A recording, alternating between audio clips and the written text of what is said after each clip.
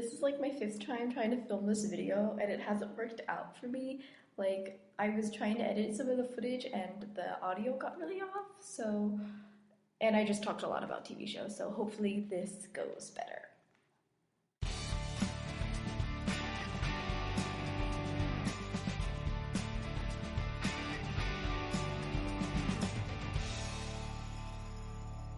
Okay, so first show I wanted to talk about is Alias. It was the very first show that I got obsessed with. I was totally in love with Michael Vaughn for the longest time.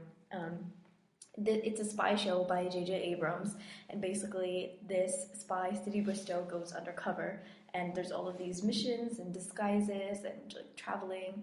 And it's so good. The characters are amazing. Second is another J.J. Abrams show, Fringe, and there's basically these two parallel universes, and all of this bad stuff, like paranormal stuff, starts to happen in each of them because they've kind of clashed and collided. And these actors on the show are amazing. A lot of them essentially have to play two different versions of themselves because of the alternate realities.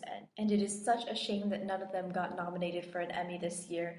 The Emmys tend to snub sci-fi shows because I guess they're viewed as not as good as other shows, which is total crap. If they like actually took the time to really look into the show, they would see how amazing it is. And the acting, especially John Noble as Walter Bishop, he was fantastic with the minute little differences in his characters, but you could really tell that they were two different people, two different characters. So third is, it's late, it's 12 o'clock, oh my gosh. Third is yet another J.J. Abrams show, Lost. Amazing show. I'm sure you've all heard Grant, Allegra, and I ranting about this, but for those of you who live under a rock and don't know what it is, it's a show about this plane that crashes on an island and kind of all of the crazy things that happen on the island, like the smoke monster and the polar bears and Jacob and the Man in Black. It really revolutionized, television storytelling with a lot of this focus on the characters and the flashbacks, and then later the flash forwards and the flash sideways were amazing, amazing, amazing things. And just the depth of the mythology is so fascinating, even though, there's some things that went unanswered. But I personally love the finale. It was a really, really fun experience watching it with, my besties. So, yeah. Fourth is probably the show I am currently most obsessed with, True Blood. I'm sure you all know that I absolutely adore it and that I adore Alexander Skarsgård. Yeah, basically it's a show about Sookie Stackhouse, who is a waitress in Bon Temps, Louisiana.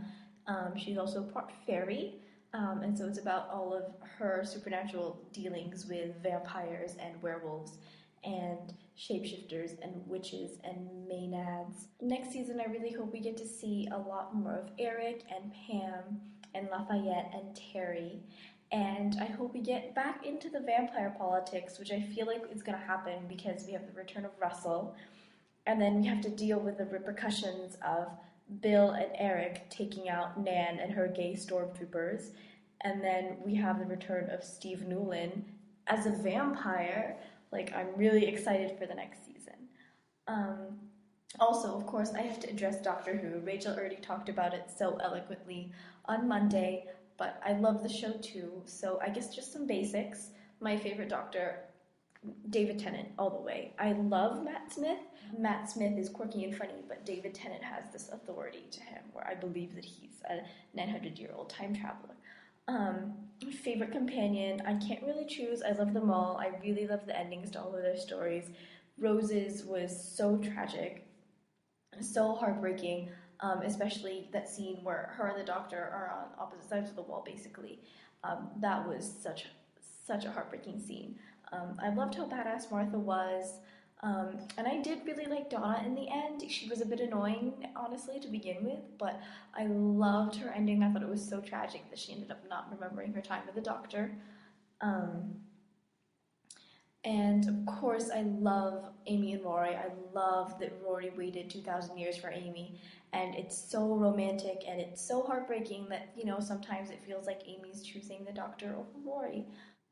I haven't seen the most recent episode, the God Complex, but my favorite monsters are definitely the Weeping Angels and the Silence.